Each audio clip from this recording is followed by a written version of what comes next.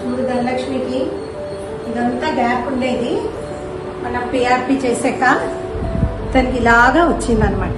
ధనలక్ష్మి ఎన్ని రోజులేనమ్మా చేసి 2 week 1 month అయిందా? 1 మంత్ ఇంకా అవుతుంది.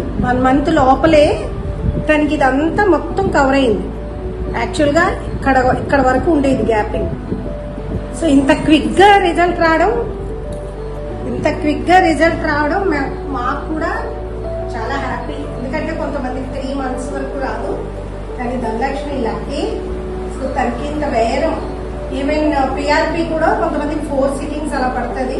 2 sittings లోనే మనకి ఇంత రిజల్ట్ వచ్చింది అనమాట. సో అది ఇప్పుడు మనం ఇక్కడ మనకి తనకి ఆల్మోస్ట్ ఇక్కడ పాపిడి కూడా వచ్చింది. ఈ ఏరియా అంతా కవర్ అవ్వాల్సింది అండ్ పోయింది అనమాట. ఇదంతా గ్రోతింగ్ వచ్చింది. లేజర్స్, మెడికేషన్, పిఆర్పి వల్ల. So we are so happy. Even ముందుకు కూడా వస్తుంది.